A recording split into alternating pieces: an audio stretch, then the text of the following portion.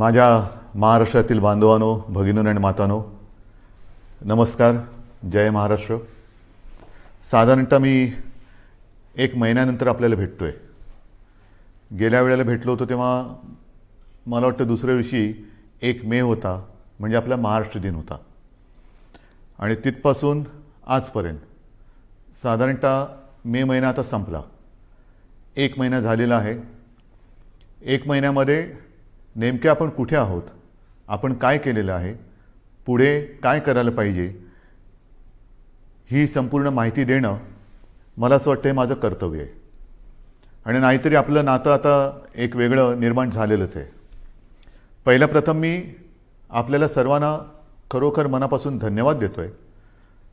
कारण वर्ष दीड वर्ष अत्यंत अवघड असलेली गोष्ट आपण जिद्दीने आणि निश्चयाने पाळत आहात, ती म्हणजे स्वतःवरती काही बंधनं. आणि त्या बंधनाचा परिणाम आपल्याला अनुभवायला येतो आहे. पुढे काही बोलण्याच्या आधी नक्कीच एक 8-10 दिवसापूर्वी जे एक वादळ, आता ही वादळाची नावं कोण ठेवतं, कसं ठेवतं, काही वेळेला त्याचे उच्चार कसे करायचे, हा सुद्धा एक मोठा प्रश्न असतो. पण ते वादळ हे आपल्या किनारपट्टीला स्पर्श करून गेलं. असं म्हटलं जातं की गेल्या काही दशकातलं सगळ्यात भीषण असं ते चक्रीवादळ होतं. आपण त्या मानाने सुदैवी ठरलो की आपल्याला ते स्पर्शून गेलं. पण गुजरातला मात्र पूर्ण ताकदीनिशी ते धडकलं. गेल्या वर्षी आपल्याला आठवतंय निसर्ग चक्रीवादळ आलं होतं, ते तर आपल्या रायगडमध्येच धडकलं होतं. ही आता एक नवीन दुष्टचक्र किंबहुना दुष्ट चक्रीवादळं अशी दरवर्षी आढळायला लागलेली आहेत. किंवा कुठे आदळतील, काय काय विध्वंस करतील, सांगता येत नाही. आणि तो करत असताना मग आपली एक नाही म्हटलं तरी तारंबळ उडते. एक तर करोनाचं संकट, त्याच्यामध्ये हे वादळ, फार पंचायत असते. त्या संपूर्ण किनारपट्टीतल्या काही धोकादायक वस्त्या असतात त्यातील लोकांना हलवणं, बरं ते हलवताना कोविडचे नियम पाळणं, या सगळ्या फार गोष्टी विचित्र असतात. आणि त्याही परिस्थितीमध्ये आपल्या प्रशासनाने फार चांगलं काम केलेलं आहे. जनतेनेही चांगलं सहकार्य केलं आणि म्हणून आपण थोडक्यात निभावलो असं मी म्हणतो. आता प्रश्न येतो की हे वादळ आपल्याला स्पर्शून जरी गेलं तरी त्यांनी द्यायचा तो फटका दिलेलाच आहे. मी रत्नागिरी सिंधुदुर्गला जाऊन आलो. हो, मी धावता दौरा केला. कारण मी तिथे गेल्यानंतर एकतर हे वादळ येण्याच्या आधीपासून साधारणतः मिनटाला माहिती तर मी घेतच होतो. वादळ धडकल्यानंतर सुद्धा ते किती प्रमाणात कुठे काय काय धडकलं, म्हणजे त्याचा जोर जेव्हा आपल्याकडे स्पर्शून जाताना होता, वाऱ्याचा वेग किती आहे, काय किती आहे, हे सगळं मी पूर्ण लक्ष ठेवून होतोच. आणि मग तिथे जाऊन बघितल्यानंतर नुकसान किती झाले ह्याची कल्पना आली. घरावरती झाडं पडलेली आहेत, म्हणजे पडली होती. त्याच्यानंतर काही ठिकाणी वीज पुरवठा खंडित झाला होता. मग आता नुकसान भरपाईची एक गरज असते. ती नुकसान भरपाईची सुद्धा आपण घोषणा केलेली आहे. आणि घोषणा नुसती नाही तर प्रत्यक्ष द्यायला आता ती सुरुवातसुद्धा होणार आहे. महत्त्वाचा मुद्दा असतो ह्याच्यामध्ये तो निकषांचा. मधल्या काळामध्ये माननीय पंतप्रधानांसमवेत जी एक बैठक झाली होती, त्या बैठकीत मी सांगितलं होतं की अशा या आपत्त्या येतात, आपत्ती मागून आपत्ती कधीतरी येते, पण कधी अशी आपत्ती आली, हे चक्रीवादळ आलं, मग पूर येतो, अतिवृष्टी होते, दुष्काळ असतो, तेव्हा केंद्राचे काही निकष आहेत, ज्याला NDRF आणि SDRFच्या निकषाप्रमाणे मदत हे एक परिमाण मानलं जातं.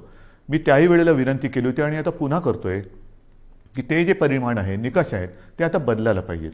कारण आता ते थोडे अपुरे पडायला लागलेले आहेत. आता ते निकष काही जरी असले तरी आपण मात्र याही वेळेला कोकणवासियांना आणि जे कोणी त्याच्यामध्ये, म्हणजे अगदी पालघरपासून जिथे जिथे हे नुकसान ज्यांचं झालेलं आहे, त्यांना गेल्या वेळेला वादळात जे निकष लावले, ते निसर्ग वादळाचे निकष, त्याच्याप्रमाणेच आपण मदत जाहीर केलेली आहे आणि तशीच ती मदत त्यांना आपण देऊ. हा झाला मुद्दा संकट आल्यानंतर करण्याच्या मदतीचा. पण आता ही संकट जर का वारंवार येणार असतील आणि असं दिसतंय, मग त्याला बदलतं हवामान म्हणा किंवा अन्य काही गोष्टी म्हणा, तर ही वादळं जर का आपल्याकडे दरवर्षी आपल्याला त्रास देणार असतीलच आणि तशी ती देत आहेत म्हटल्यानंतर काही ठिकाणी मात्र ह्या किनारपट्टीवरती कायमस्वरूपी काही उपाययोजना करण्याची गरज आहे. मग ही कायमस्वरूपी उपाययोजनामध्ये काय काय येतं, तर धूप प्रतिबंधक बंधारे आहेत की जेणेकरून लाटा आदळणार नाहीत. मग त्या परिसरामध्ये वीज पुरवठा खंडित होतो, कारण विजेचे खांबच्या खांब उन्मळून पडतात, झाडं उन्मळून पडतात, कधी तारांवरती झाडं पडतात आणि मग तारांबळ उडते आपली. तर अशा वेळेला भूमिगत तारा म्हणजे ज्या वीज वाहक तारा असतात, वायरी असतात, त्या भूमिगत करणं, त्याला आता प्राधान्य देतो आहोत. नंतर भूकंपरोधक घरं काही ठिकाणी करावी लागतील. नंतर आपल्याला ह्या ज्या काही वस्त्या अचानक काही ठिकाणी हलवाव्या लागतात, ही बांधकामंसुद्धा कधी चांगली असतील कधी नसतील, तर पक्के निवारे हे बांधण्याची गरज आहे. पक्के निवारे, कारण काही होऊ शकतं. अशा वेळेला ह्या ज्या काही कायमस्वरूपी सोयी सुविधा आपल्याला करायच्या आहेत त्याच्याबद्दल आपण सुरुवात तर केलेली आहे, पण त्याही बाबतीत केंद्र सरकारशी आपण बोलतो आहोत आणि मला खात्री आहे की केंद्र सरकार लवकरच आपल्याला या बाबतीत नक्की मदत करेल. ही झाली गोष्ट ह्या चक्रीवादळाची,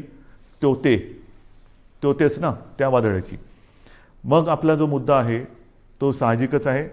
1-1.5 वर्ष जी लढाई चालली ती कोरोना.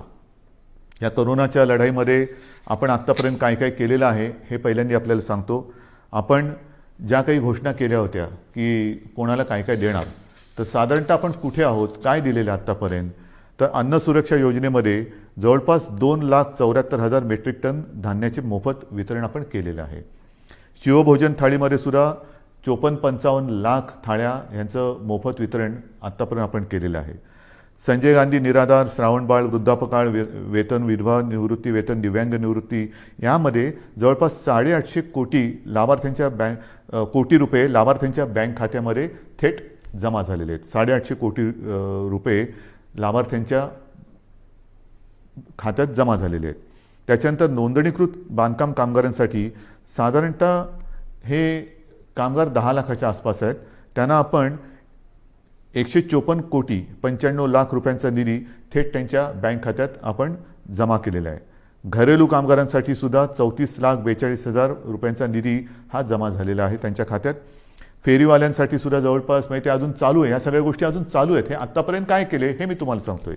फेरीवाल्यांसाठी साधारणतः 52 कोटी रुपयांचा निधी आत्तापर्यंत आपण दिलेला आहे. आदिवासींसुद्धा आपण आत्तापर्यंत साधारणतः काही लाख रुपयांचा निधी त्यांच्या खात्यामध्ये जमा केलेला आहे, अजून तो चालू आहे. जिल्हाधिकारी यांना मी सुरुवातीलाच सांगितलं होतं की या काळामध्ये आपण 3300 म्हणजे 3,300 कोटी रुपयांचा निधी हा ह्या कोविड काळासाठी आपण त्यांच्यासाठी मंजूर केला होता, पण प्रत्यक्षात मात्र आत्तापर्यंत 3,865 कोटींचा निधी त्यांना आपण उपलब्ध करून दिलेला आहे. तर ह्या सगळ्या गोष्टी आपण ह्या संकटामध्ये सुद्धा न डगमगता पुढे करत चाललेलो आहोत की जेणेकरून आपलं राज्य, आपला महाराष्ट्र हा सुरक्षित राहायला पाहिजे आणि त्याचबरोबरीने त्याची आबाळसुद्धा होता कामा नये, गोरगरिबांची आबाळ होता कामा नये. याचं कारण आपल्याला सर्वांना माहिती आहे की निर्बंध लादल्यानंतर ते लादावे लागतात. फार त्याच्यासारखं वाईट काम असेल कोणतं असं मला वाटत नाही की लोकांवरती, जनतेवरती, आपल्या स्वतःच्या जनतेवरती निर्बंध लादणं. जी जनता आपल्यावरती प्रेम करते आहे, जी जनता आपल्याला आपलं मानते आहे, आपल्या घरातील एक मानते आहे, त्यांच्यावरती बंधनं लादणं यासारखं दुसरं कोणतेही कटू काम कोणाला करावं लागत असेल असं मला वाटत नाही. पण ते मला नाईलाजाने करावं लागते. आपल्या राज्याच्या आणि आपल्या सगळ्यांच्या जीवाच्या काळजीने आणि काळजीपोटी करावं लागते. बरं, आता ही त्याची तुम्हाला माहिती दिल्यानंतर साधारणतः आता काही जण असं म्हणत आहेत की आता लाट आहे ती खाली यायला लागलेली आहे, मग आता काय करणार, ही निर्बंध उठवणार का? तर याचीसुद्धा मला एक तुम्हाला माहिती देण्याची आवश्यकता वाटते की नेमकं आपण कुठे आहोत. एक गोष्ट नक्की की गेल्या वेळेला मी आपल्याशी बोललो होतो त्याच्यात आणि आत्तामध्ये खूप फरक पडलेला आहे, नक्कीच पडलेला आहे. म्हणजे जर आपण पाहिलं तर आत्ता साधारणतः आजची म्हणजे 30 मे आजची जी परिस्थिती आहे त्याच्यात आपल्याकडे आज 18,000च्या आसपास रुग्णसंख्या आहे सापडलेली. मात्र अजूनही जी रुग्णसंख्या आहे ती एक 2-5 दिवसापूर्वीचा जर का आकडा पाहिला तर गेल्या लाटेमध्ये जी एक सर्वोच्च, ज्याला आपण पीक म्हणतो, ती जी संख्या होती तिच्या बरोबरीत आहे. आता थोडीशी कमी होते आणि आपल्याला कल्पना आहे की त्यावेळेला जे शिखर आपण गाठलं होतं ते सणासुदीच्या नंतर गाठलं होतं. ह्यावेळेचं शिखर हे सणासुदीच्या आधी आलेलं आहे. म्हणजे सर्वोच्च म्हणजे जो उच्चांक आहे त्याचीसुद्धा तुम्हाला एक तुलनात्मक मी हे सांगणारच आहे. परंतु आत्ता जर बघितलं तर साधारणतः ते 19 सप्टेंबर 2020च्या सुमारास आपल्या राज्यामध्ये 24,886 रुग्ण होते एका दिवसात सापडणारे. आता 26 मेची जर का आकडेवारी पाहिली तर त्या 26 मेला म्हणजे 4 दिवसापूर्वी साधारणतः 24,752 एवढे रुग्ण आपल्याला आत्ता 4 दिवसापूर्वी आढळलेले आहेत. हे 4 दिवसापूर्वीची गोष्ट आहे. आज साधारणतः ती 18,000पर्यंत आलेली आहे. अजून आता नवीन व्यवस्थित आकडे येतील. म्हणजेच काय की अजूनही आपण म्हणावं तेवढं खाली आलेलो नाही. गेल्या वेळेला जे एक सर्वोच्च जे पीक ज्याला म्हणतो आपण जे गाठलं होतं आणि ते खालून वरती आलं होतं, यावेळेला ही जी संख्या आहे ती वरून खाली आलेली आहे. म्हणजे तीही आकडेवारी माझ्याकडे असणार, मी तुम्हाला देतो ती पण आकडेवारी. एक गोष्ट दिलासादायक नक्कीच आहे. बरं, त्याच्या आधी सक्रिय रुग्णसुद्धा सांगतो. सक्रिय रुग्ण त्या काळामध्ये साधारणतः 3,01,752 होते. 26 मेला आपल्याकडे सक्रिय रुग्ण 3,15,042 आहेत. म्हणजे बरोबरीमध्ये आत्ता आपण आलेलो आहोत गेल्या वेळेच्या उच्चांकावरती. एक मात्र मी जे सांगतो तुम्हाला दिलासादायक गोष्ट ती नक्कीच आहे की रुग्ण बरं होण्याचं जे प्रमाण आहे ते त्यावेळेला 78% होतं, यावेळेला या दिवसांमध्ये 92% आहे. म्हणजे ही नक्कीच दिलासा देणारी ही गोष्ट आहे. मृत्यूदरसुद्धा गेल्या वेळेला साधारणतः 2.65% होता, यावेळेला 1.62%. म्हणजे ही एक थोडीशी चांगली वाईट जी काय गोष्ट आहे ती तुम्हाला मी आपल्या समोर मांडलेली आहे. एक गोष्ट लक्षात ठेवा, पुन्हा एकदा सांगतो की रुग्णसंख्या जरी कमी होत चाललेली असली तरी देखील गेल्या वेळेला सर्वोच्च जी रुग्णसंख्या होती तिच्या बरोबरीत आत्ता आपण आलेलो आहोत. त्यावेळेनंतर आपण काही काळ अजूनही तेव्हा कडक लॉकडाऊन केला होता, हा ठेवलेला होता. आता आपण निर्बंध लावतो आहोत, कडक लॉकडाऊन आपण केलेला नाही. पण हे मी तुम्हाला सांगत असताना जशी ही रुग्णसंख्या काही ठिकाणी किंवा बऱ्याच ठिकाणी कमी होत चाललेली असली तरी देखील महाराष्ट्रामध्ये मात्र काही जिल्हे असे आहेत की त्या जिल्ह्यांमध्ये काही कारणं असतील, निर्बंध थोडेसे शिथिल असतील, थोडंसं एक मोकळीक लोक जास्त घेत असतील, काही जिल्ह्यात रुग्णसंख्या हलकीशी वाढताना दिसते आणि ती मला थोडीशी काळजीची गोष्ट वाटते. कारण शहरी भागामध्ये हे प्रमाण कमी होताना दिसतंय, ग्रामीण भागामध्ये हे प्रमाण हलकं वाढताना दिसतंय. हे प्रमाण आता आपल्याला ताबडतोब थांबवावं लागेल. याचं कारण असं की आपण जो एक अनुमान आहे आपल्याकडे की तिसरी लाट येऊ शकते, मग तिसरी लाट कोणात येणार, लहान मुलांमध्ये येणार का, आणखीन कुठे येणार का, तर तिसरी लाट ही अशी काय तारीख सांगून येणार नाही आहे. किती दिवसांनी येणार हे सुद्धा अनुमान आपल्याकडे नाही. हे संपूर्णपणे आपल्या वागणुकीवरती अवलंबून असणार आहे. व्हायरस तर आजही आहे. एक मुळामध्ये महत्त्वाचा फरक आणखीन लक्षात घेण्यासारखा आहे की गेल्या वेळेला जी लाट आली होती त्या लाटेतला व्हायरस आणि ह्या लाटेतला व्हायरस ह्याच्यामध्ये एक फरक पडलेला आहे. आपल्याला सर्वांना कल्पना आहे की आपल्याकडे म्युटेशन झालेलं आहे, म्हणजे त्या विषाणूंनी आणखीन एक अवतार घेतलेला आहे. आणि आता हा नवीन अवतारधारी विषाणू जो आहे त्यांनी अन्य काही देशांसमोर प्रश्नचिन्ह उभं केलेलं आहे की हिंदुस्थानातून आलेली लोक हे व्हायरस तर घेऊन येत नाहीत ना. कारण हा जो व्हायरस आहे तो फार वेगाने पसरतो, झपाट्याने ग्रासून टाकतोय. म्हणजे संसर्ग किंबहुना संसर्गित करण्याचा जो वेग आहे तो गेल्या विषाणूपेक्षा प्रचंड आहे, काही पटींमध्ये आहे. तो पटकन पसरतोय, वेगाने पसरतोय, झपाट्याने पसरतोय. आणि एकदा का ग्रासलं तर आणखीन एक गोष्ट थोडीशी या काळामध्ये लक्षात आलेली ती म्हणजे झपाट्याने तो ग्रासून टाकतोय, मात्र बरं व्हायला किंबहुना रुग्णाला बरं व्हायला उशीर लागतोय. ऑक्सिजनची आवश्यकता ही यावेळेला नक्कीच वाढली, कारण संख्या वाढली होती. जशी ऑक्सिजनची आवश्यकता वाढली त्याचप्रमाणे ऑक्सिजनची आवश्यकता नुसतीच वाढली नाही, तर ऑक्सिजनची आवश्यकता काही काळ म्हणजे दीर्घकाळ लागली.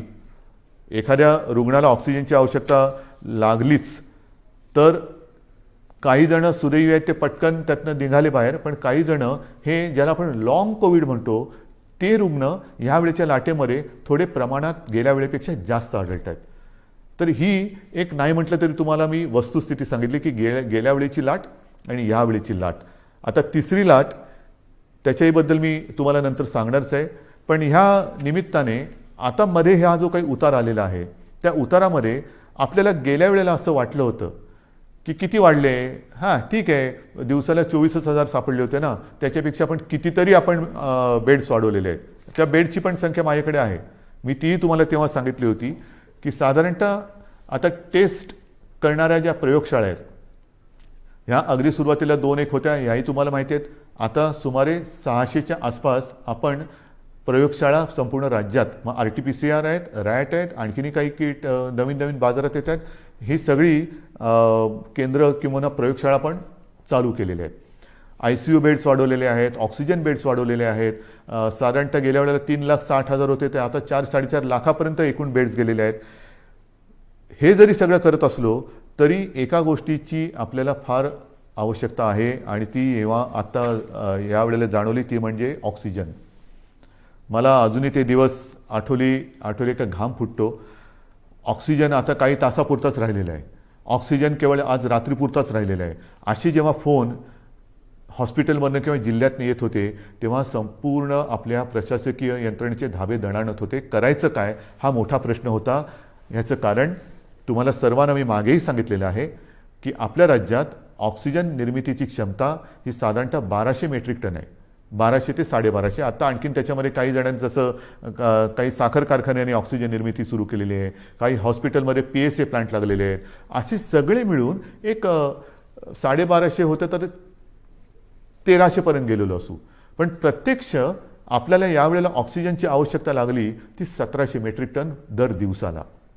म्हणजे आपण निर्मिती करत होतो 1200, त्याच्यामध्ये 500 अधिक लागले. बरं, या 1200मध्ये आपण उद्योगाचा ऑक्सिजन, ज्या उद्योगाला ऑक्सिजनची आवश्यकता लागते तो ऑक्सिजन पूर्ण बंद करून संपूर्ण ऑक्सिजन आरोग्यासाठी आणि या रुग्णांसाठी वापरला. तोही कमी पडला आणि मग मात्र जी काय आपली तारंबळ उडाली होती की जामनगरमधनं मागो, भिलईतून मागो, रूरकेलामधून मागो, म्हणजे काही शेकडो ते काही हजारो किलोमीटर अंतरावरून आपल्याला ऑक्सिजन आणावा लागत होता. आजही तो आपण आणतो आहोत तसं पाहिलं तर. आणि आपल्याला कल्पना आहे, आपण बातम्यात पाहिलं असणार की इथून रिकामे टँकर्स हे केंद्राच्या मदतीने एअरलिफ्ट करून ते जे ऑक्सिजन प्लांट बाहेरच्या राज्यात आहे तिथे नेत होतो आणि ते भरल्यानंतर मात्र आपल्याला ते रस्त्याने किंवा ट्रेनने आणावे लागत होते. ही संपूर्ण जी काय यातायात होती हे कशी आपण निभावून नेली ती त्या सगळ्या प्रशासकीय यंत्रणेचं एक कौतुक करावं लागेल. ऑक्सिजन ऑडिट करून ऑक्सिजनची गळती म्हणजे अतिरिक्त ऑक्सिजन जिकडे वापरला जात होता त्याच्यावरती निर्बंध आणले. हे सगळं फार तारेवरची कसरत होती. आणि मग माझ्या मनामध्ये आहे ते हेच आहे की जर का आत्ताचा जो अवतार बदललेला विषाणू आहे तो अजूनही पूर्ण त्याला आपण काबूत आणलेलं नाही. गेल्या वेळेच्या उच्चांकाच्या बरोबरीने आज आपली रुग्णसंख्या आहे. यावेळेला तो जर का सुटला आणि काही पटीत आलेली लाट होती, म्हणजे यावेळेला साधारणतः तुम्हाला कल्पना आहे 66-67 हजार रुग्ण हे दर दिवशी आढळत होते. म्हणजे गेल्या वेळेला 24,000 होते, यावेळेला 66-67 हजार दर दिवशी रुग्ण आपल्याला आढळत होते, पॉझिटिव्ह रुग्ण आपल्याला सापडत होते. हा आता विषाणू जर का सुटला आणि पुन्हा तशा ह्याच्यात तिसरी लाट आली तर बाकी सगळं बेड्स वगैरे आपण वाढू, डॉक्टरची कमतरता ही तशीच असणार आहे. ऑक्सिजनची कमतरता पडली तर मग मात्र आपल्याला फार कठीण जाणार आहे. त्याच्यामुळे ह्या काही गोष्टी ह्या आपल्याला लक्षात घेऊन पुढची पावलं ही खूप सावधतेने टाकावी लागणार आहेत. बरं, हे कमी पडते की काय म्हणून ते आता नवीन आलेलं आहे म्युकॉरमायकोसिस, काळी फंगस. ही काळी जादू माहिती होती, काळी विद्या माहिती होती, आता काळी फंगस आलेली आहे. म्हणजे बुरशीसुद्धा, काळी बुरशी, म्युकॉरमायकोसिस. आता हा सुद्धा जो प्रकार आहे त्याच्यावरती सुद्धा आज साधारणतः आपल्या राज्यात 3-1 हजार रुग्ण त्याचे आहेत. ही काही साथ नाही आहे, पण त्याची कारणं ही सुद्धा आपल्या लक्षात आलेली आहे. आपल्या टास्क फोर्समध्ये त्यातले सुद्धा तज्ज्ञ डॉक्टर, मी गेल्या वेळेला सांगितलं आपल्या ठाण्याचे आशिष भूमकर, डॉक्टर आशिष भूमकर, त्यांचा समावेश केलेला आहे.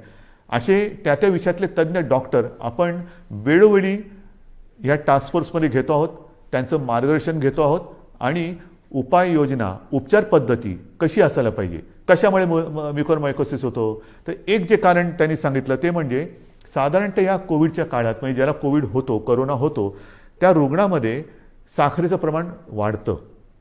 हा करोनाचा एक कदाचित साईड इफेक्ट असेल.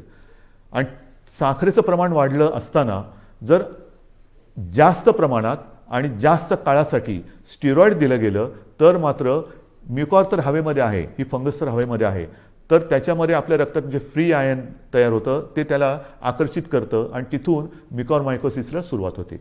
मग हे कारण त्यांनी सांगितलं. आणखीन काही कारण आहे का? आणखीन काय करू शकतो. तर ह्या सगळ्या गोष्टी आपण डॉक्टरना सांगतो आहोत. याच्यामध्ये आणखीन एक गोष्ट नव्याने आपण केलेली आहे, ती म्हणजे नवीन एक संकल्पना मी मांडली आणि तिला ते यश येते. माझा डॉक्टर. माझा डॉक्टर. माझा डॉक्टर म्हणजे काय, आपल्याला सर्वांना माहिती आहे की आपल्या कुटुंबाला एक फॅमिली डॉक्टर असतो. काही सर्दी खोकला वगैरे काही झालं तरी आपण पटकन, डॉक्टर मला जरा खोकला आलाय काय करू, डॉक्टर मला कालपासून असंच होते काय करू. हा माझा डॉक्टर हा एक असतो. आणि ह्या डॉक्टरना आपल्या कुटुंबातील जवळपास सर्व सदस्यांच्या तब्येतीची एक माहिती असते. कोणाला कसली ॲलर्जी आहे, कोणाला काय होतं, काय औषध दिलं तर काय त्याला चालतं, काय दिलं तर चालत नाही. त्या डॉक्टरना मी आवाहन केलं. जवळपास काही हजार डॉक्टर, म्हणजे सगळे जर का पकडले तर लाखाच्या आसपास डॉक्टर्स, त्यांच्याशी जसा मी आपल्याशी संवाद साधतोय तसा संवाद त्यांच्याबरोबर साधला आपल्यासोबतच्या तज्ज्ञ डॉक्टरांना घेऊन.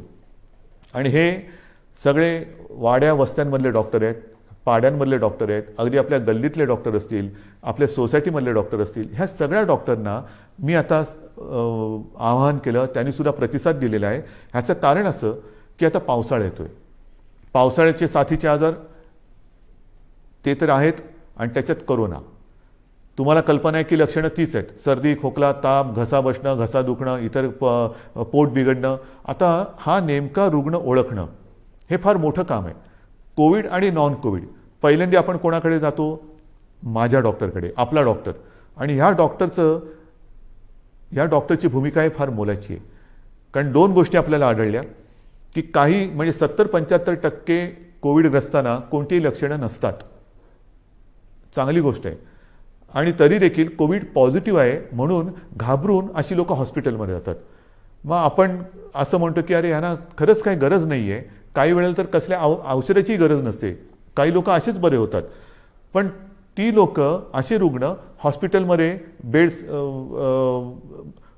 घेऊन बसतात आणि ज्यांना गरज असते त्यांना बेड्स मिळत नाहीत. मग आपण त्यांना विनंती करतो की ताई, दादा, कोणी असतील, काका, तुम्हाला हॉस्पिटलमध्ये राहण्याची गरज नाही हो. तुम्ही घरच्या घरी जर शक्य असेल तर विलगीकरणात राहा की जेणेकरून तुमच्या कुटुंबियांना कोरोनाचा त्रास होणार नाही. पण जर का नसेल तर मग आपलं सरकारी जी काही क्वारंटाईनची सोय केलेली आहे त्याच्यामध्ये राहा. मात्र हॉस्पिटलमध्ये तुम्हाला राहण्याची गरज नाही. मग हे एका बाजूला असताना दुसऱ्या बाजूला आपण काही वेळेला म्हणतो की अरे मृत्यूदराचं काय, मृत्यूदर कसा कमी करायचा. मग त्याचं कारण असं येतं की रुग्ण उशिरा हॉस्पिटलमध्ये आला, घरच्या घरी त्याने अंगावर काढलं, दुर्लक्ष केलं, आला तो सिरियस झाला होता, त्याला पण वाचू शकलो नाही. आणि मग तिथे ही महत्त्वाची भूमिका ही ह्या कुटुंबाच्या डॉक्टरनी करायचं आहे, माझ्या डॉक्टरनी, की हे नेमकं ओळखायचं कसं. त्याला औषधं देताना कोणती औषधं द्यायची, कोणाला कोणती औषधं देण्याची गरज आहे, अनावश्यक अनाठई आणि औषधांचा अतिरेक टाळा, हे सर्व तज्ज्ञ डॉक्टरांचं म्हणणं आहे. कारण नसताना औषधं देऊ नका, आवश्यकतेनुसारच औषधं द्या. स्टिरॉइड कोणाला द्यायचं, किती प्रमाणात द्यायचं हे नीट ठरवून द्या. आणि घरी किंवा आपल्या विलगीकरण कक्षामध्ये सरकारच्या किंवा महापालिकांच्या एखादा रुग्ण जर का उपचार घेत असेल तर त्याला नेमकी कोणती लक्षणं आहेत की ते लक्षण दिसल्याबरोबर त्याला हॉस्पिटलमध्ये आणलं पाहिजे की जेणेकरून त्याला हॉस्पिटलमध्ये यायला उशीर होणार नाही आणि त्याचा जीव आपण वाचू शकू. तर ह्या महत्त्वाच्या गोष्टी या फॅमिली डॉक्टरनी करायच्या आहेत. एक तर कोविड नॉन कोविड ओळखणं हे फार महत्त्वाचं आहे.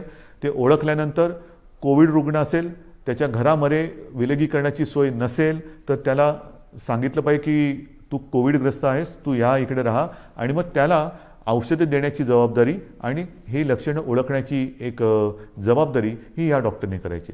आणि मला खात्री आहे की ज्या पद्धतीने या सर्व डॉक्टरांनी प्रतिसाद दिलेला आहे तो प्रतिसाद पाहिल्यानंतर कोविडचं युद्ध आपण नक्कीच जिंकू शकतो. आता तिसरी लाट ही जी काही येणार म्हणतो आहोत, काही जणांचं म्हणणं असं आहे की जर का वयाप्रमाणे म्हटलं तर पहिली लाट ही ज्येष्ठ नागरिकांमध्ये आली, दुसरी लाट ही युवा ते मध्यम वयीन नागरिकांमध्ये आली, तर वयोमानाप्रमाणे म्हटलं तर कदाचित तिसरी लाट ही बालकांमध्ये येऊ शकेल. आणि मग काय करायचं. काही जणांचं म्हणणं आहे की तसं बालकांमध्ये येण्याचं कारण नाही, पण आली तरी घाबरण्याचं कारण नाही आहे, कारण बालकांमध्ये मुळामध्येच रोगप्रतिकारक शक्ती ही आपल्यापेक्षा जास्त असते. मात्र एक गोष्ट लक्षात घ्या की लहान मुलांमध्ये साथ ही येणार नाही, येऊ नये, येणारच नाही ही माझी प्रार्थना आहे. पण ती आलीच तर ती आपल्याच माध्यमातून येणार आहे. जशी आपण एक काळजी घेत होतो की आपल्यामुळे आपल्या घरातील ज्येष्ठांना ह्याचा संसर्ग होऊ नये, तशीच काळजी आता आपण घ्यायला पाहिजे की आपल्यामुळे आपल्या घरातील लहान मुलांना ह्याचा संसर्ग होता कामा नये. तर ही जर का काळजी आपण घेतली तर मला असं वाटतं आपण आपल्या बालकांना आणि आपल्या घराला सुरक्षित ठेवू शकतो. पण तरी देखील ही शक्यता लक्षात घेऊन महाराष्ट्रातल्या तज्ज्ञ बालरोग तज्ज्ञांचा सुद्धा मी टास्क फोर्स म्हणजे कृती दल तयार केलेलं आहे. डॉक्टर सुहास प्रभू हे त्यांच्या अध्यक्षतेखाली ही मी कृती समिती किंवा कृती दल तयार केलेलं आहे. त्यांच्याबरोबर सुद्धा माझ्या चर्चा सुरू आहेत. महाराष्ट्रातील सगळ्या बालरोग तज्ज्ञांची सुद्धा एक बैठक घेऊन झालेली आहे. त्यात सुद्धा काही हजार बालरोगतज्ञ हे सामील झालेले आहेत. संपूर्ण सज्जता ही प्रत्येक जिल्ह्यात आपण करतो आहोत. कुठेही सरकार म्हणून आपण कमी पडत नाही आहोत. सगळ्या सोयी सुविधा ज्या ज्या काही करण्याच्या गोष्टी आहेत त्या आपण करतो आहोत. मग महत्त्वाचा आणखीन एक प्रश्न येतो, तो म्हणजे लसीकरण. याची सुद्धा मी तुम्हाला कल्पना दिलेली आहे की साधारणतः 45 वरील वयोगटातील नागरिकांच्या लसीकरणाची जबाबदारी ही केंद्राने घेतलेली आहे. मात्र 18 ते 44 ह्या वयोगटातील नागरिकांची लसीकरणाची जबाबदारी ही राज्याने घ्यायची आहे आणि आपलं राज्य समर्थ आहे. मी पुन्हा एकदा सांगतो, साधारणतः 18 ते 44 वयोगटातील 6 कोटी नागरिक आपल्या राज्यामध्ये आहेत आणि त्या प्रत्येकाला 2 डोस हे जे द्यावे लागणार आहेत, 2 डोस म्हटलं तर 12 कोटी डोस लसीचे घेण्याची एक रकमी एका चेकनी आपली तयारी आहे. आणि जसजसा पुरवठा वाढेल तसतशी आपण लसीकरणाची प्रक्रियासुद्धा वेगात करू, क्षमता अधिक वाढू, 24 तास आपण ती चालू ठेवू आणि लवकरात लवकर या वयोगटातील नागरिक आपण सुरक्षित करू. मात्र त्याला एक मर्यादा आहे. आपली क्षमता आहे पण त्याला एक मर्यादा आहे. क्षमता मी सांगितली, मर्यादा साहजिकच आहे. लसीकरणासाठी लागणारी लस आणि त्याची उत्पादन क्षमता, अजूनही उत्पादन क्षमता आपल्याकडे ज्या लसी निर्माण होत आहेत त्यांची तेवढी झालेली नाही.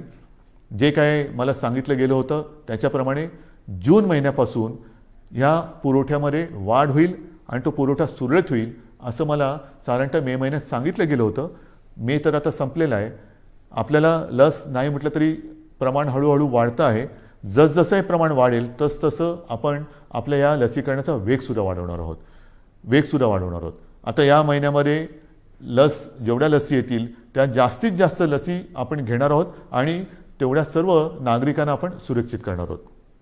आजपर्यंत साधारणतः 2 कोटीच्या वर म्हणजे 2.25 कोटी नागरिकांचं आपण लसीकरण केलेलं आहे. म्हणजे 12 कोटी जनतेत साधारणतः 2.25 कोटी नागरिकांना आपण लसीकरण केलेलं आहे. दुसरा डोस, पहिला डोस मधल्या काळामध्ये थोडीशी पंचायत झाली होती पण ती सुद्धा आपण करतोय, कारण ज्यांना पहिला डोस दिला त्यांच्यासाठी दुसरा डोस उपलब्ध नव्हता. मग आपण ते थोडंसं सांभाळून घेतलं आणि त्याकरता मधल्या काळात आपल्याला 18 ते 44 या वयोगटातील नागरिकांचं लसीकरण थोडा काळ स्थगित करावं लागलं होतं. लवकरच ते पुन्हा जोमाने आपण सुरू करणार आहोत. तर ही एक लसीकरणाची परिस्थिती आहे. उच्च शिक्षणासाठी जे परदेशी जाऊ इच्छितात त्या विद्यार्थ्यांसाठी सुद्धा आपण लसीकरणासाठी एक वेगळी सोय केलेली आहे, कारण त्यांचं टाईम टेबल हे वेगळं आहे. तिथल्या टाईम टेबलप्रमाणे तिथे त्यांना जर का पोचायचं असेल तर त्यांच्यासाठी सुद्धा आपण ती तशी सोय केलेली आहे. तर ह्या एक एक गोष्टी मी तुम्हाला सांगत जातोय. आता नेमकं असं आहे की ह्या सगळ्या गोष्टी चालू असताना विषय येतो तो आपला शिक्षणाचा, कारण शिक्षण हा सुद्धा एक महत्त्वाचा घटक आहे. याही बाबतीत आपल्याला कल्पना आहे की 10वीच्या परीक्षांच्या बाबतीत आपण निर्णय घेतलेला आहे की यावर्षी 10वीच्या परीक्षा न घेता त्याच्यासाठी सुद्धा आपण एक मूल्यांकन करून 10वीच्या विद्यार्थ्यांना आपण त्याप्रमाणे पास करणार आहोत. 10वीचा तर निर्णय घेतला, 12वीचं काय करणार? कारण 12वीचा सुद्धा निर्णय घ्यावा लागेल. तर 12वीच्या बाबतीत सुद्धा आपण एक आढावा घेतो आहोत. त्याच्या बाबतीत सुद्धा एक पद्धत काय ठरवता येईल ती सुद्धा आपण ठरवून लवकरात लवकर हाही निर्णय आपण घेणार आहोत. पण मला एक गोष्ट अशी वाटते की जशी 12वीची परीक्षा आहे की ज्या 12वीच्या परीक्षेवरती पुढचं शिक्षण अवलंबून असतं, मग नीटची परीक्षा असेल, इंजिनिअरिंगची असेल, आणखीन कसली असेल, इतर राज्यात जाऊन शिकण्याची वेळ येते. तर त्याकरता थोडं एक केंद्राने सुद्धा धोरण ठरवायला पाहिजे. ही परिस्थिती संपूर्ण देश नव्हे जग ग्रासून टाकणारी ही परिस्थिती आहे. 100 वर्षापूर्वी अशी परिस्थिती आली होती आणि त्याच्यानंतर ही परिस्थिती जिला आपण तोंड देत आहोत. तर ज्या परीक्षांचं महत्त्व इतर पुढच्या आयुष्यावरती परिणाम करणारं आहे, भवितव्य त्याच्यावरती अवलंबून आहे. मी माननीय पंतप्रधानांना गेल्या वर्षी एक विनंती केली होती, तीच आज आपल्या माध्यमातून करतोय. कदाचित मी पत्र पण लिहायचे असेल तर पत्र लिहीन, बोलायची आवश्यकता असेल तर बोलीन सुद्धा, की काही वेळेला हे जे निर्णय आहेत ते सर्व देशासाठी त्याचं एक धोरण असलं पाहिजे, की 12वीची परीक्षा आहे, काय करायला पाहिजे, आणखीन काही परीक्षा असतील तर देशात त्याचा जर का एक पडसाद उमटणार असतील तर देशासाठी एक धोरण असायला पाहिजे. शैक्षणिक धोरण हे एक असायला पाहिजे. हा निर्णय हा केंद्राने एक घ्यायला पाहिजे. केंद्राने एक थोडंसं आम्हाला मार्गदर्शन करायला पाहिजे. 10वीचा निर्णय आम्ही घेतला, 12वीचं पण आम्ही घेणार आहोत, पण तो निर्णय देशभर सारखा पाहिजे. नाहीतर एखाद्या राज्यामध्ये समजा ही परिस्थिती आटोक्यात असली तर तिकडे परीक्षा होते, एखाद्या राज्यामध्ये परिस्थिती आटोक्याच्या बाहेर असेल तर परीक्षा होणार नाही. विद्यार्थ्यांचं नेमकं भवितव्य काय, तर त्याच्यात सुद्धा एक समानता असली पाहिजे. ठीक आहे, काही वेळेला राज्यांच्या परिस्थितीनुसार, जसं मी तुम्हाला सांगितलं की आज सुद्धा आपल्या राज्यामध्ये काही जिल्ह्यामध्ये परिस्थिती कोविडची आपण काबूत आणलेली आहे, काही मात्र ठिकाणी थोडीशी अजूनही वाढते आहे. असं काही राज्यांमध्ये आहे. काही राज्यांची परिस्थिती चांगली आहे, काही राज्यांमध्ये अजूनही वाढते, काही राज्य तशी स्थिर आहेत. तर धोरण मात्र एक असायला पाहिजे. आणि मी माननीय पंतप्रधानांना एकदा पुन्हा विनंती करणार आहे. पण त्याचबरोबरीने या गोष्टी ज्या आपण बघतो आहोत की साधारणतः लाटांमागून लाटा येत आहेत, मग काय करायचं. ऑफिसच्या बाबतीत जसं मी म्हटलं की वर्क फ्रॉम होम, तसंच शिक्षणाच्या बाबतीत सुद्धा काही क्रांतिकारक निर्णय आपल्याला घेण्याची गरज आहे. की काय करता येईल, अजूनही हे नेटवर्किंग कसं करता येईल, केबलिंग कसं करता येईल, की मुलांना सुद्धा जर का हा लॉकडाऊन किंवा कोविड अजून काही महिने काही काळ चालला, आपल्याला असं वाटलं होतं की 2020 हे वर्ष कोविडग्रस्त म्हणून होईल आणि 21मध्ये सगळी दारं उघडतील, तर झालं भलतंच. 20पेक्षा अधिक मोठ्या प्रमाणावर ती लाट आली आणि ती लाट आल्यानंतर सणासुदीला अजून सुरुवात व्हायची, त्याच्या आधी ही मोठी लाट आली. पुढे कसं जायचं हा एक प्रश्न आहे. तो प्रश्न सोडवताना शिक्षणाचा प्रश्न कसा सोडवायचा, शिक्षण चालू राहिलं पाहिजे, तर त्याच्यासाठी शिक्षणामध्ये सुद्धा काही क्रांतिकारक निर्णय घेण्याची आवश्यकता आहे. आणि त्याही बाबतीमध्ये आपण निर्णय घेत आहोत, काही योजना तयार करतो आहोत. वर्क फ्रॉम होमसारखं शिक्षण कसं करता येईल, ऑनलाईन काय करता येईल का, या सगळ्या गोष्टी आपण बघतो आहोत की जेणेकरून आपल्याला त्याच्यात त्रास होणार नाही. जसं मी तुम्हाला सांगितलं की तिसऱ्या लाटेची तयारी करताना मी गेल्या महिन्यामध्ये काही उद्योगपतींची बैठक घेतली होती, याही आठवड्यात मी घेणार आहे. की लॉकडाऊनसारखी परिस्थिती निर्माण झाली तरी देखील अर्थचक्र फिरलं पाहिजे. आणि अर्थचक्र फिरण्यासाठी उद्योगधंद्यांनी काय करायला पाहिजे, कामगारांची व्यवस्था कशी केली पाहिजे, ह्या जशा काही गोष्टी करायच्या आहेत तशाच काही गोष्टी आपल्याला शिक्षणासाठी सुद्धा कराव्या लागणार आहेत. आणि ह्या सगळ्या गोष्टी करत असताना आपल्याला सर्व काही हळूवारपणाने पूर्वपदावरती आणावंच लागेल.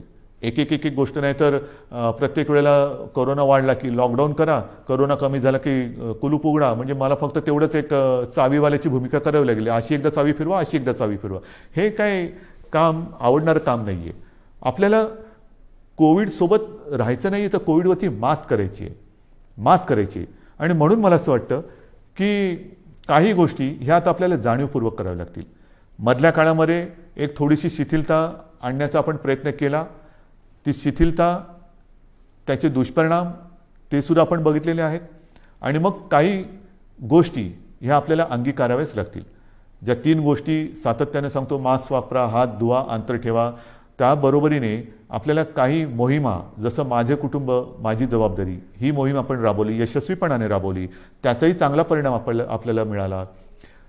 आता पुढे काय करायचं, मला असं वाटतं जर का आपण ठरवलं, आणि आपण ठरवू शकतो, हे जे काही आपण नियंत्रण आजसुद्धा दुसऱ्या लाटेवरती आपण आणलेलं आहे. आज सर्वत्र देशात आणि परदेशात सुद्धा महाराष्ट्राचं कौतुक होते, महाराष्ट्र सरकारचं कौतुक होते. पण हे कौतुक केवळ सरकारचं नाही तर आपलं आहे, मायबाप जनतेचं आहे. सरकार काय करणार, सरकार नियम लावेल, सरकार बंधनं टाकेल, पण जनतेने जर का सहकार्य नाही केलं तर कोणतेही सरकार यशस्वी होऊ शकत नाही. तर आत्ताचं हे नियंत्रण आहे, आत्ताचं जे काही नाही म्हटलं तरी आपण, मी यश अजून म्हणत नाही पण नियंत्रणच म्हणू, हे संपूर्णपणे आपलं श्रेय आहे, माझ्या माता भगिनींचं आणि बांधवांचं श्रेय आहे.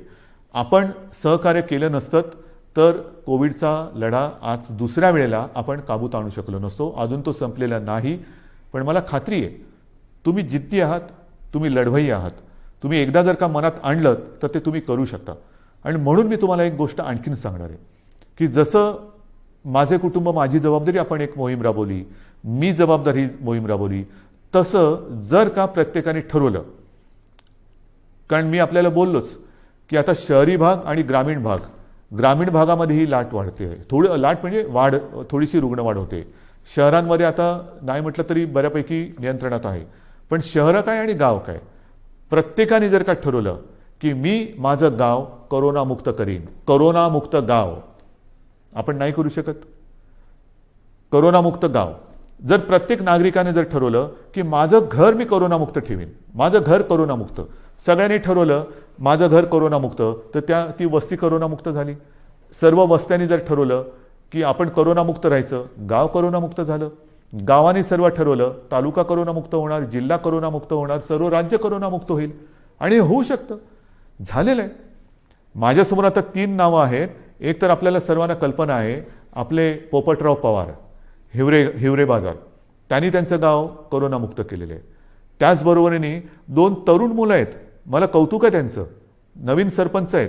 एक आहे ऋतुराज देशमुख, सरपंच घाटणे, तालुका मोहोळ, आणि दुसरी आहे कोमलताई करपे, ह्या सुद्धा आंत्रोळी तालुका दक्षिण सोलापूरच्या.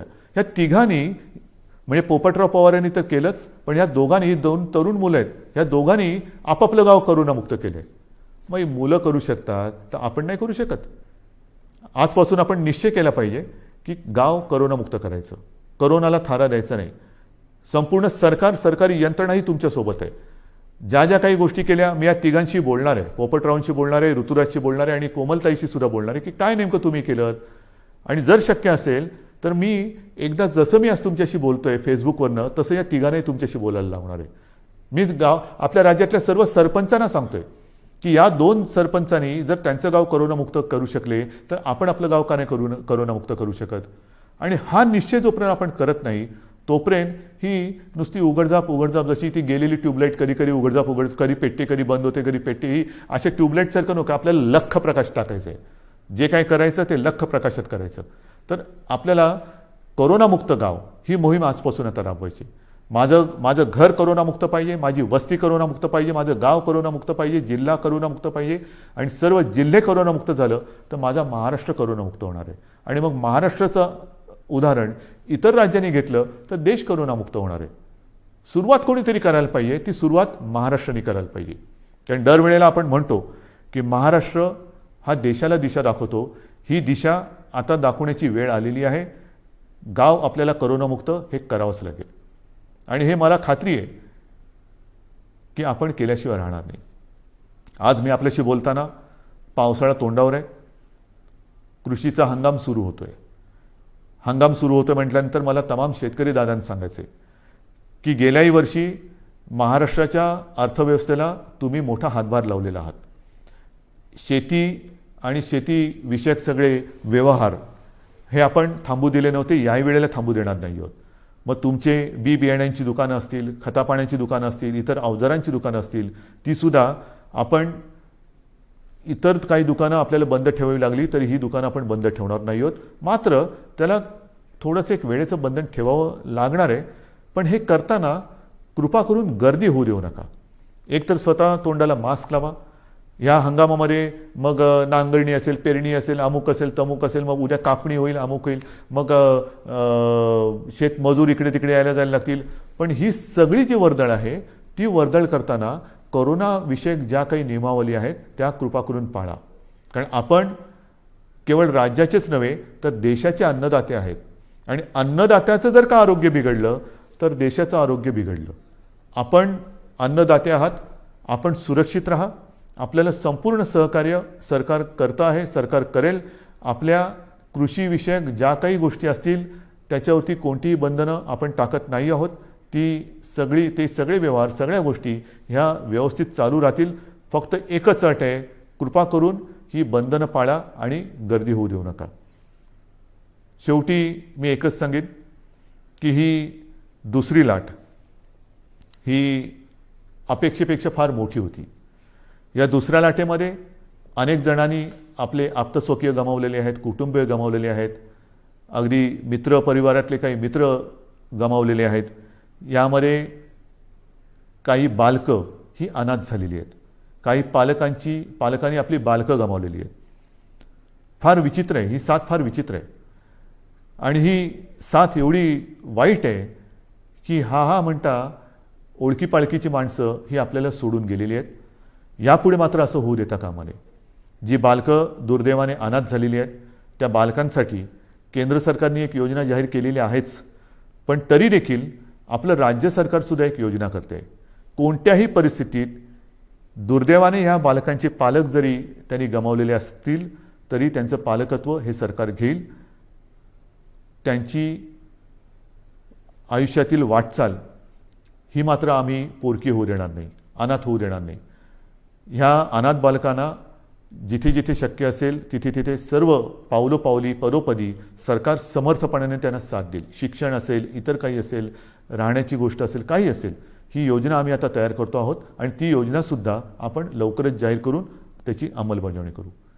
बांधवांनो, भगिनींनो आणि मातांनो, दुसऱ्या लाटेवरती आपण नियंत्रण आणतो आहोत. मात्र हे नियंत्रण आणत असताना काही जण कदाचित कुरबुर करतील, कारण अजून नाईलाजाने आपल्याला हे निर्बंध पुढचे 15 दिवस वाढवावे लागत आहेत. हे वाढवल्यानंतर म्हणजे 15 जूनपर्यंत हे वाढवावे लागतच आहेत. नुसते निर्बंध वाढवत नाही आहोत, तर आता आपण जिल्ह्यानुसार आढावा घेऊन काही जिल्ह्यात हे निर्बंध कदाचित कडक करावे लागतील, काही जिल्ह्यात कदाचित हे निर्बंध थोडेफार आपण शिथिल करू शकू. पण ह्या शिथिलतेचा अर्थ सर्व काही संकट गेले असं समजू नका. गेल्या वेळेला पहिल्या आणि दुसऱ्या लाटेच्या मधला जो काळ होता त्याच्यामध्ये मोर्चे, समारंभ, इतर काही गोष्टी, लग्नसराई हे आपण फार मोठ्या प्रमाणावरती नाही म्हटलं तरी झालं. ग्रामपंचायतीच्या निवडणुका झाल्या आणि नंतर मात्र ती दुसरी लाट अपेक्षेपेक्षा काही पटीत जास्त आली. आता हळूहळू काही लोक तयार सुरू होतील की हे उघडा, ते उघडा, अमुक नाही केलं तर आम्ही रस्त्यावरती उतरू, मग आम्ही करोना काय बघणार नाही, हे उघडलं नाही तर आम्ही तसं करू. त्यांना मी सांगतोय, कृपा करून तुम्ही ह्या गोष्टी अशा करू नका. मला पूर्णपणे माहिती आहे की हे संकट फार विचित्र आहे, पण नुसतं हे संकट आता कमी झाले म्हणून घाईगर्दीने रस्त्यावरती उतरू नका. कारण जर का रस्त्यावरती उतरणार असाल तर मी म्हणेन कोरोना योद्धे म्हणून उतरा, कोरोना दूत म्हणून उतरू नका.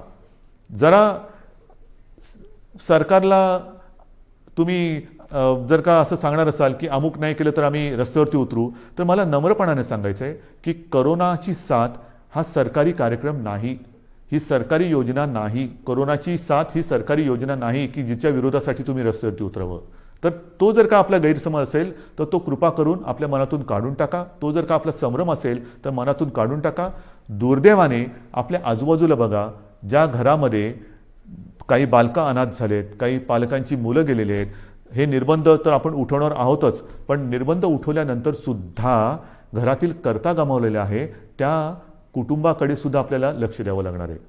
तर हे रस्त्यावरती उतरणं म्हणजेच तिसऱ्या लाटेला आमंत्रण देणं आहे.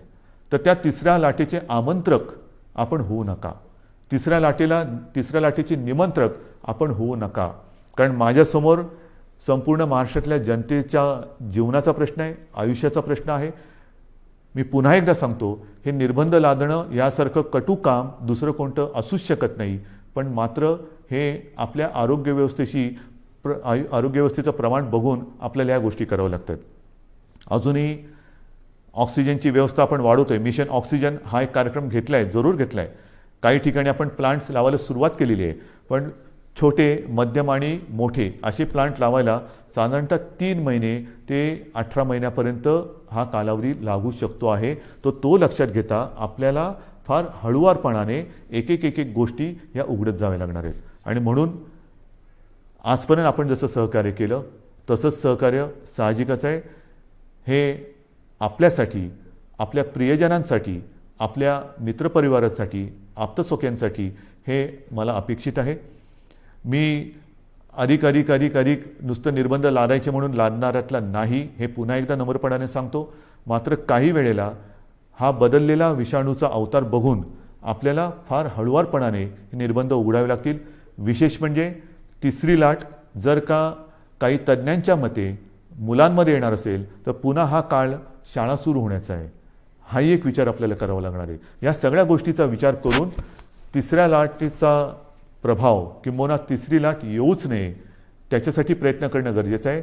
आणि मला खात्री आहे, मी पुन्हा एकदा सांगतो की करोनामुक्त गाव ही योजना जर का आपण सफल केली तर तिसरी लाट आपण येऊच देणार नाही. कारण 2 वेळा आपण हे करून दाखवलेलं आहे. पहिली लाटसुद्धा आपण नियंत्रणात आणून दाखवली, दुसरी लाटसुद्धा आपणच नियंत्रणात आणून दाखवली. आता 2 वेळेचा अनुभव लक्षात आल्यानंतर काय केल्यानंतर काय होतं, त्याच्यामुळे काय करावे आणि काय करू नये हे आपल्याला चांगलं कळलेलं आहे. आणि ते कळल्यानंतर मला खात्री आहे सगळ्यांनी जर का जिद्दीने ठरवलं की माझं घर मी करोनामुक्त करेन, माझं गाव मी करोनामुक्त करेन, माझा जिल्हा करोनामुक्त करेन, माझं राज्य करोनामुक्त करेन, हा जर का निर्धार आपण केला तर तिसरी लाट आपण येऊ देणार नाही आणि ती येऊ देऊ नका अशी एक विनंती करून तूर्त मी आपली रजा घेतो. धन्यवाद. जय हिंद, जय महाराष्ट्र.